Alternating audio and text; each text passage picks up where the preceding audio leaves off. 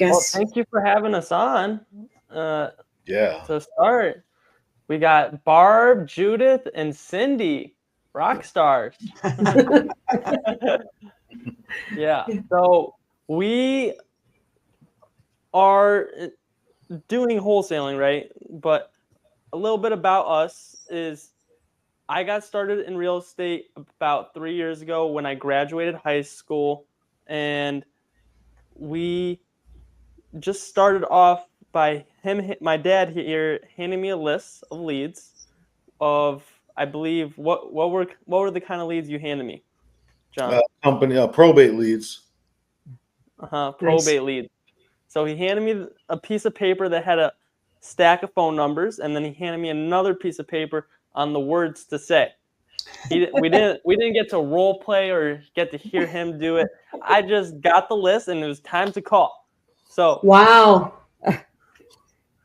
Yeah, so that was the first thing I learned. Start taking action. Yeah.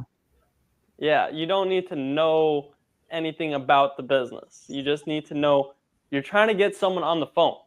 If you can't get someone on the phone, then that was actually where I got stuck. I couldn't get anyone on the phone for that list, really.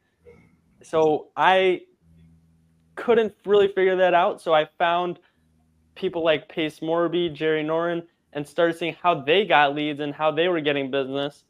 So I was trying a bunch of different lead softwares from like Flipster, PropStream, like batch leads and different stuff. But I was pulling like listed tired landlords, more kind of similar to probate, but pre-foreclosures, things like that, in Michigan and in Toledo, Ohio. So I was targeting that. For 4 months, I had to cold call, and at first, the first maybe 2 months, I was part-time. I'd say like the first month I was going into the office once a week. I was just calling his list until for maybe 2 or 3 weeks till I found out how to find my own list. But then I was still doing it part-time because I was actually doing stock market day trading in high school. And so my dad had to tell me, like, if you really want to succeed in real estate, like, you got to be calling from 9 a.m. to 12. That's the most important time. Or you got to be calling all day. So once I started doing that, the 9 a.m. to 12 thing, he then started making me actually work from 9 to 9. So you pretty much had to call all day. And I did that for full time another 2 months, but I still had some leads, so I started to learn how to follow up with leads. And I was sometimes getting stuck on what to say on the follow-up calls because I knew how to get people to like find out if they might want to sell like right now or later in a couple months, things like that. But I was having trouble getting them to say yes at first. So I was going to John, and we were just sitting in the office. He was helping me follow up.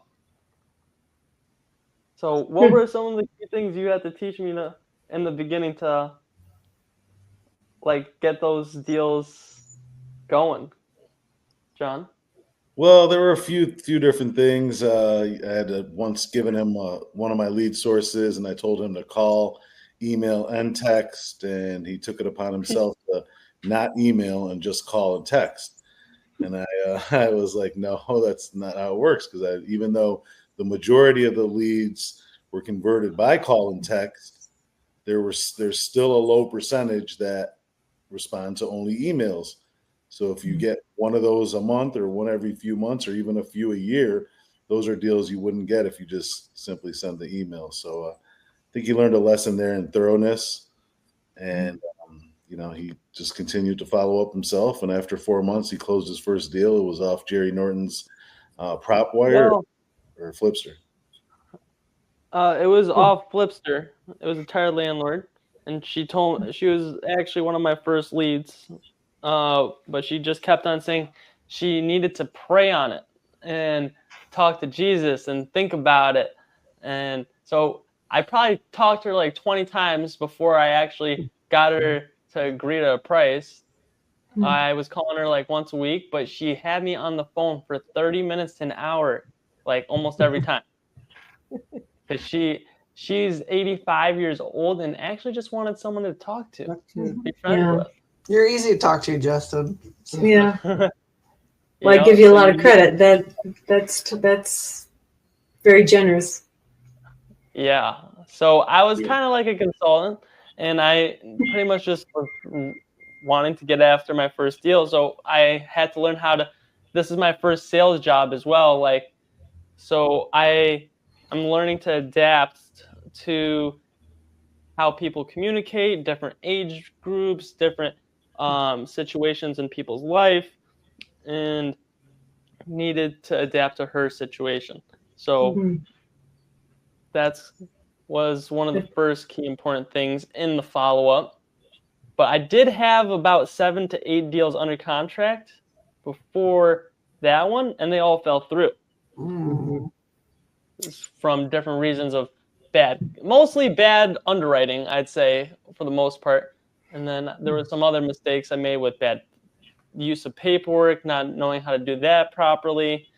And I lost $1,000 before I did my first deal because I had to pay a seller earnest money. Well, this is great to hear. And John, I have to say, you really set him off on his own. I mean, wow. That's a lot of tough love, and it rings true. How bad do you want it? How bad do you want it? And you proved yourself big time. I'm sure now he's a lot nicer to you, isn't he? Not that you were mean. I'm just saying that you work well together as a team now, I should say. He's got the whole family involved. That's great. His daughter's involved too. Yeah. What does she do? She's doing dispo and connector. She just closed her first loan deal too. Very cool. Yeah. And John, how long have you been doing wholesaling? Myself? When did you get started? I'll make a long story short on the shebang. I got into, if you want to trace back like 30 years, I sold home improvement for about 6 years. And I was doing well, making like 6 figures, had a Corvette. Wasn't thinking as an investor, was really just spending the money, hanging out on weekends and taking trips and stuff like that. And then I had read the Bible and I was looking for some direction. And there was this one proverb, in all labor, there's profit. And I had got out of sales for like 1.5 years and started working at a moving company. And I did it, and it wasn't bad. It was good exercise, and it was decent cash for being single, and and kind of like getting out of sales for a little bit. And then I did a security thing for 1.5 years, and then Justin was on the way, and I knew that wasn't going to cover it. And I had some family that was in the mortgage business, so I saw what they were doing, and I already knew I was a good salesman from the other business, so I ended up joining a big company and became like a number 1, 2 loan officer for about a year and 3 months. And then I started my own branch and had a really successful mortgage refinance business. And in August 2007, all that crashed. It was, they call it the largest financial crisis since 1935 was that crash. And so I started figuring things out. I had a friend who was doing loans in Virginia Beach. We started driving and flying there every 2 weeks, doing the marketing from Michigan and signing people up for refis. Their market stayed stronger a little longer. Thank God for our military and, just happy July 4th that we just had. That area stays stronger longer, but they started to dwindle. Ended up moving there from the summer 08 to summer 09. Put Justin through a Catholic school, pre-kindergarten, St. John's the Apostle. So I was proud of that. That was our only private school he ever went to, or we ever went to. Well, we had good public schools, so we didn't really need it for the most part. But so that started to die down. I came back to Michigan. I got my realtor license. I was thinking to get loans off realtors, and that would free up a lot of time for me to be a great dad to my son and my 3 daughters, and be a good family person. But realtors don't like giving realtors loans because there's a conflict of interest, and I wasn't thinking of it in the proper way, so I just ended up doing buyer's agency, listings, and loans all at once, and trying to find my way back in. And I was pretty good right at the beginning, and did a lot of sphere of influence stuff. And then in 2012, I really learned the realtor business, and I was calling for sale by owners and expireds, and there was a lot of foreclosures and stuff too. But mainly, we would just list the properties, and I would carry 30 to 40 listings at a time for about 6 years straight, and do about 7 to 8 million in real estate. I'm a Remax Hall of Fame listing agent, and the for sale by owners and expired started to get really stuck up around 2018, 19. I think because Zillow, and they just thought they could do it themselves and they didn't need realtors. I started feeling the lower percentages that I was getting listings. And I, at that time, that's when I started wholesaling, 2019. And I integrated it with my listing business and just dealt with a lot more distressed sellers. And I doubled my business doing that. And then I was already doing a few flips here and there. But then I, added flips too. So I tripled my business and got to like the 500 to 600 range gross revenue. And then Justin got involved. We started networking. And, he closed like 45 of his first 50 deals on his own. A lot of them were sub 2, 27 of them were with one buyer. And he's probably at like 150 now. And he created a company, and a nationwide dispo company. And I started doing all these deals that I really wasn't a part of, which was something totally new to me, because I always dealt with sellers, my buyers, or my refinance clients, or homeowners in the home improvement business.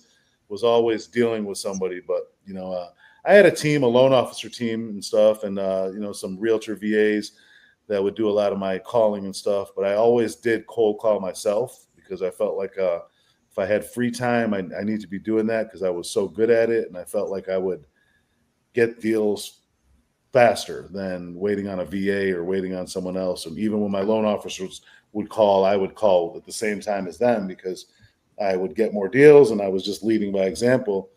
But if I thought deeper and learned some of the new things today, that I could have gave that up a long time ago. But the one main thing I learned was being persistent, keeping a good attitude, even when people are telling you to, go fly a kite and get a new career or whatever. Because a lot of people disrespect cold callers. I'm sure you guys. Yeah. That Wow, sounds familiar. What a wealth of experience you have. Goodness, that's great. So we're really wondering what's the best way to work with you, because we really would love to work with you. But we're focused mostly on multifamily, even though we do some ADUs for single family residences. Mostly we're focused on. I'm based in California, so in California, if you have a multifamily property, you can build up to 8 new ADUs, or they don't have to be built like a granny flat. It could be like basically a new apartment building on the property. So we're looking for things like that, and we're trying to figure out what it takes to work with a wholesaler like the two of you guys to do that. And also we're doing a remodeling. I might have a deal for you. I have one too. I was thinking. You can't be better than that. Instantaneous help. There you go. I knew these were the guys. I told you these were the guys. There's a whole city, like a whole area that's been untouched that they're waiting on entitlement, and they already got a partial entitlement in Sacramento. Oh, that's perfect. That's right within our area that we work. I'm in the northern part of the Bay Area. Oh man! And I'm in Idaho. Praise God. My dad used to. Well, that would be great. So, now that we've established that, run us through what exactly it looks like. I mean, you show us, do you need our buyback? I mean, what do you need from us? As for the deal, I'm going to just go ahead and send you the 2 pitch decks. I'm going to send you the email from the lady who's said the update about them getting one of the entitlements. They're dealing with the owner. I'm really looking to, get something in writing maybe this week or next week. If I see IG at its part, that's you want to give me your emails real quick or drop them in the chat or something? I can just send this email over and we can get that underway. And then on the dispo side as well. So do you have potential clients once we get the whole project's completed? Some we want to keep ourselves, but some we definitely want to sell. do you dispo multifamily stuff? We definitely We're are. working on it. We've done them, but we need to put more attention towards it. Yeah, Mm. we're steering a lot more into commercial. I have a commercial partner who's giving me all his deals. We did dispo an 8-unit in Cincinnati last year. It was a pretty good one. I have an 8-unit in LA right now. Morby method. Ah, great. Nice. You want to buy that? Wow. Well, that he's saying he has that opportunity for all of us. So no, but also, yeah. What caught my attention as well is something about the affordable living, the infill. I wanted to. Yeah, right. So Yes. basically, by using land that is underutilized, not having to purchase raw land to build, we cut the price way down, and then we use manufactured housing to build the new construction, and that also cuts the price down. So we're being able to. One of the models we really like is to build townhomes, like fourplex townhomes, and some properties will let us do multiples of that. Some will just do one of those, and the more that we keep using the same model, our manufacturer also does all of the architectural and structural engineering work and guarantees that they'll get it through whatever location where they work all over the country. So that the more we use the same models, that also cuts the price down because they don't have to do that over and over again.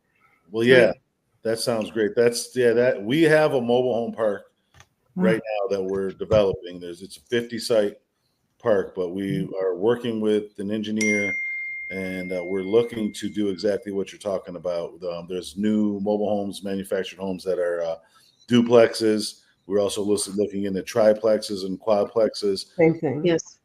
Most efficient. Do you have a company in mind, or Judith's been working with this particular company for the last 4 years? 40? So Four. Well,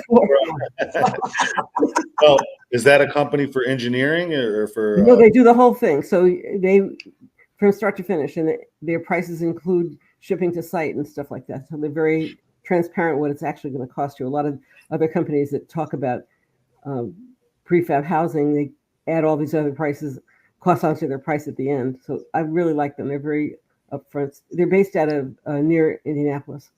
Oh yeah, just to tomorrow. Yeah, just to be clear, they don't do finishes. That doesn't come with finishes, like interior finishes. It's just the structure. So the roof, the walls. Yeah. Will they be classified as mobile homes though? Can they be? They can be. No, they can. Depends on what kind Mobile of home townhome? Excuse me? Mobile home townhomes? No, that wouldn't be. I don't think you can do that. No. You never know until we try it, right? We're also looking at a small mobile home park not that far from Sacramento, and that has been approved to add 22. It's only 6 sites now, but it's approved to add 22 more pads. But we're looking at doing a tiny home village there. So we also have access to someone who manufactures tiny homes for very reasonable prices. And then in this particular county is looking to do more of that. So Barb's interest from the beginning is about workforce housing for areas that are like tourist destinations. Destination towns. I'm in Sun Valley, and a lot of my friends that I've met here, I moved here 8 years ago, they can't live here anymore. They're leaving. I'm like, where are you going? You've been here 30 years. You know, how do you do that after 30 years? It's not that easy. So but the prices here are just insane. So I need more experience before I can come back here and tackle it. So our goal is to do 40,000 people in the next 4 years across the nation. So we're looking for people to JV with and really, and we're all set up. We've got a project manager that will go on site and follow through it. Yep, to make sure everything goes. You know, we're just packed with all the right members, and it's just go time. So. Well, yeah, that's honestly what super excited me about the Zoom and the call. I don't think Justin really, I don't know if that sunk in for him, but I was just wanted him to just get on, and he's in his usual mode. Overall, thinking about wholesaling and dispo. We just dispoed a deal in Idaho, by the way. Oh yeah, where? What city was that, Justin? Lewiston. Lewiston. I don't know. Oh, that's up north. Yeah, I'm down near Boise. And one thing we didn't mention was looking with existing landlords who want to do a 1031 exchange. We'll find the land for them so we could put extra units on that property, and then they double their income instantly without not a lot of money down. Okay. Well, I just want to let you know we're 100% open and interested to, discussing a partnership on our mobile home park. We're making a decision now. We haven't given our engineer the deposit yet. We're supposed to meet with him possibly this week, but it's what he's charging. It might be worth getting it either way. But if you have someone we could talk to and you want to see about possibly raising some money, we do have a lender that we need to get paid off probably within the next 4 months or so. We've made a lot of progress. Definitely, the license is all in good standing. If we can go back when we bought it in August, we probably would have just wiped everything out and not spend money on the rehab and different things. But overall, we've got 3 other places rented and 7 others that are good fixer-uppers. We're thinking about pushing those all the way to the left. And then as we fill the place up with new duplexes and hopefully tris and quads, but at a minimum, a lot of duplexes, then the income would be a lot higher. It would be worth a lot more. We're looking at a multi-million-dollar value add. We had a guy who is worth $40 million who owns a building we have an office in, and he loves the county that it's in. It's 2 miles from a Walmart, a Menards. They just built a new Aldi's, like 4 or 5 new strip malls. Shaquille O'Neal built a Big Chicken. So we know it's a really good area, and it'd be great for affordable living for veterans, for people on security. So instead of them paying lot rent plus rent for the place, then we can have more people packed in and basically maybe just single people or couples, families. Well, keeping locals local. It'd be really great to be able to work where you live or live where you work. It's not happening. Yeah. Is it text or what's the best way to get in touch? Justin, well, with me, there's my name that's on Facebook and TikTok and LinkedIn, John Pickell, and add a number 1 at the end on Instagram. Justin. Okay. Yeah, mine, I would just DM me on Instagram, Justin Pickell, on all social media, YouTube, Instagram, Facebook. But Instagram DMs is going to be easy to contact me.